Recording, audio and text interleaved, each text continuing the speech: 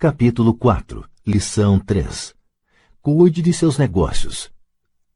Em 1974, Ray Kroc, fundador do McDonald's, foi convidado a fazer uma palestra para a turma de MBA da Universidade do Texas, em Austin. Um querido amigo meu, Kate Cunningham, era aluno dessa turma.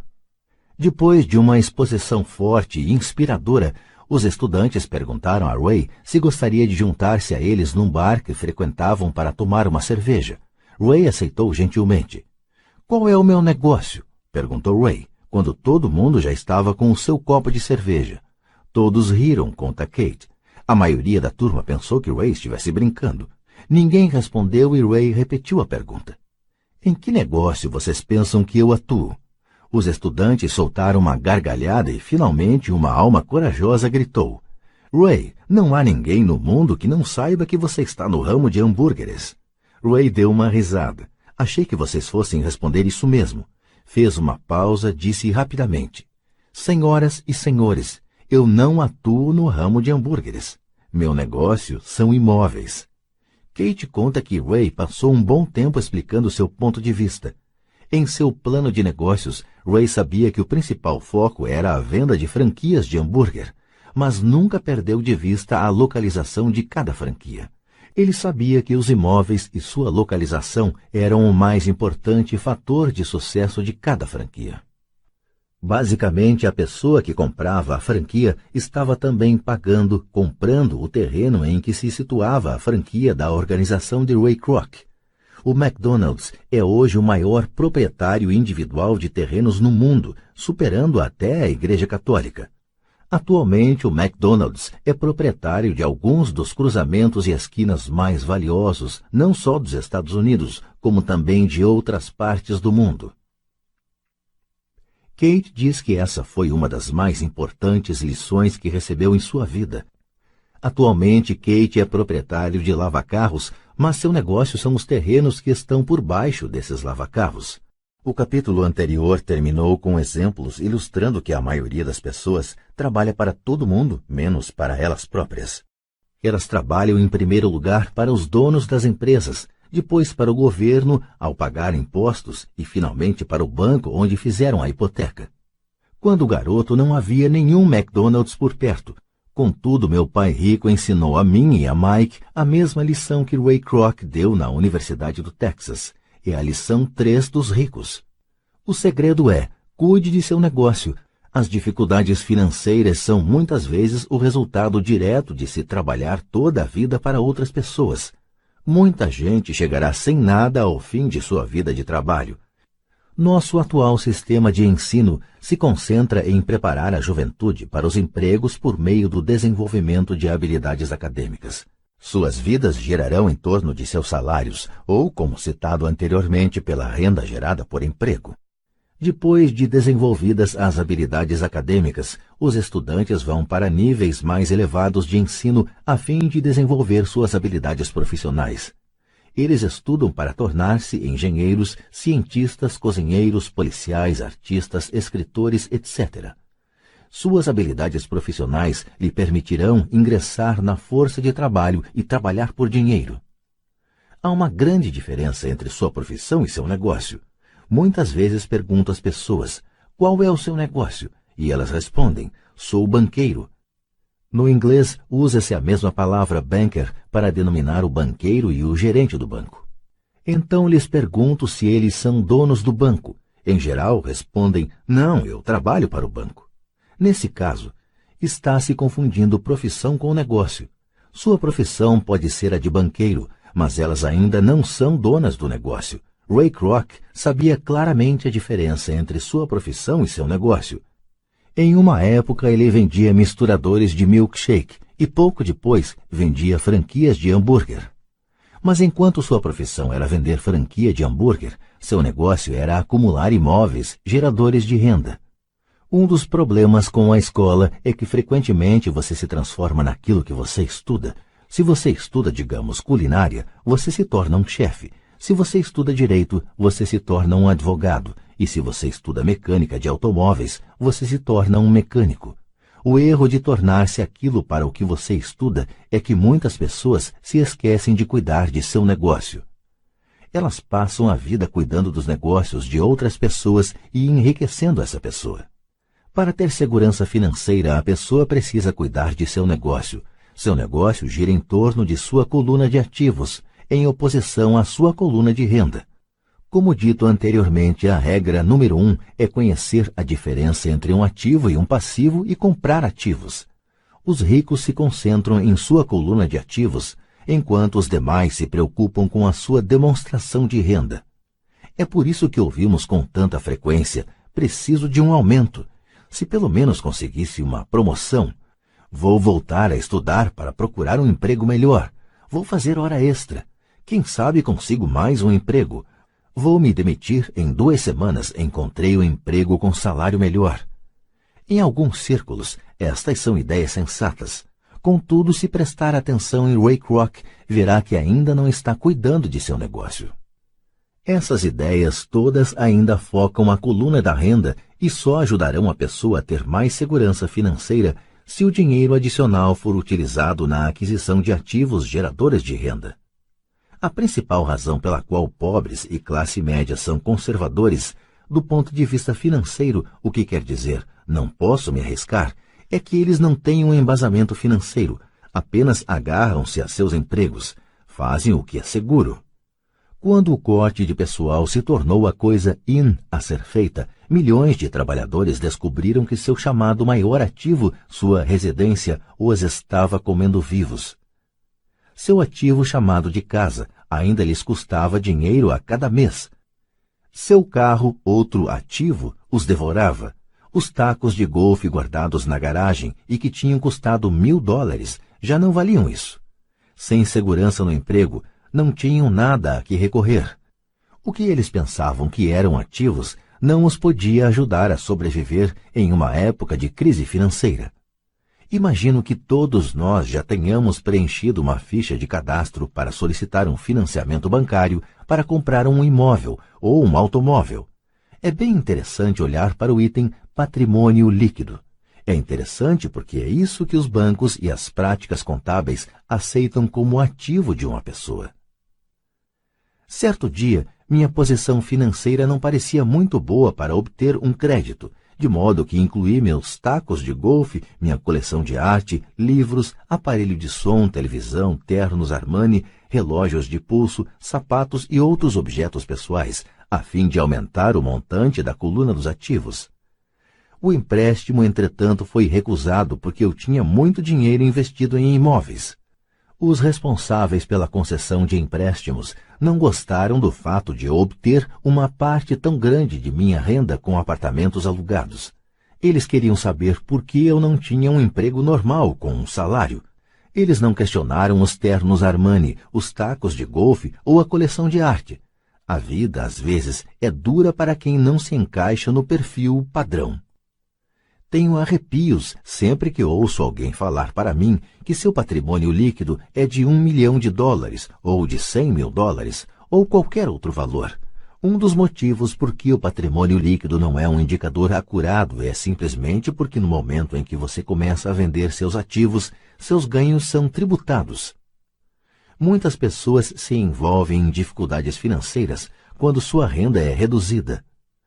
Elas tomam empréstimos, elas vendem seus ativos. Primeiro, seus ativos, em geral, só podem ser vendidos por uma fração do valor declarado em seu balanço pessoal. Ou, se houver um ganho na venda desses ativos, esse ganho será tributado.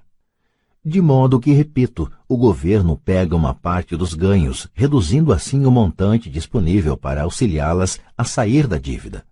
Por isso, costumo dizer que o patrimônio líquido de alguém frequentemente vale menos do que ele pensa. Comece a cuidar de seus negócios. Fique no seu emprego, mas comece a comprar ativos reais, não passivos ou objetos pessoais que não têm valor real, uma vez que você os leva para dentro de casa. Um carro novo perde cerca de 25% do preço que você paga no momento em que sai da concessionária. Não é um ativo verdadeiro, mesmo que seu banco permita que você o liste entre seus ativos. Meu novo taco de titânio, que custou $400, passou a valer $150 no momento em que pisei no campo de golfe. Para adultos, a lição é manter reduzidas as despesas, reduzir os passivos e formar diligentemente uma sólida base de ativos. Para os jovens que ainda não saíram de casa, é importante que seus pais lhes ensinem a diferença entre ativos e passivos. Faça com que seus filhos comecem a construir uma firme base de ativos antes que saiam de casa, casem, comprem casa, tenham filhos e se encontrem em uma situação financeira difícil, agarrando-se a um emprego e comprando tudo a crédito. Vejo muitos jovens casarem e se verem aprisionados em um estilo de vida que não lhes permite sair do atoleiro das dívidas durante a maior parte dos anos de trabalho. Frequentemente, quando o último filho sai de casa, os pais constatam que não se prepararam adequadamente para a aposentadoria e começam a tentar poupar algum dinheiro. Então, seus próprios pais adoecem e eles se deparam com novas dificuldades. Qual o tipo de ativo que sugiro a você ou a seus filhos adquirirem? No meu mundo, ativos reais se agrupam em várias categorias diferentes. 1. Negócios que não exigem minha presença. Sou o dono deles, mas eles são administrados por outras pessoas. Se eu tiver que trabalhar neles, não é um negócio, torna-se uma profissão. 2. Ações. 3. Títulos. 4. Fundos mútuos. 5. Imóveis que geram renda. 6. Promissórias. 7. Royalties de propriedade intelectual como música, escritos, patentes. 8. Tudo o que tenha valor, gere renda ou se valorize e tenha um mercado líquido. Quando garoto, meu pai instruído me incentivava a procurar um emprego seguro. Meu pai rico, por outro lado, me incentivava a começar a adquirir ativos que me agradassem. Se você não gostar deles, você não cuidará deles. Comecei a adquirir imóveis simplesmente porque adoro prédios e terrenos. Gosto de comprá-los. Poderia buscá-los o dia todo. Quando surgem problemas, não são tão graves que mudem meu apreço pelos imóveis. Pessoas que detestam imóveis não deveriam comprá-los. Adoro ações de pequenas empresas, especialmente aquelas que estão iniciando suas atividades. A razão é que eu sou um empreendedor, não um homem da grande empresa. Quando jovem, trabalhei em grandes organizações como a Standard Oil da Califórnia, a Marinha dos Estados Unidos e a Xerox Corp. Apreciei o tempo que lá passei e tenho boas lembranças, mas eu sabia lá no fundo que não era um homem de organização.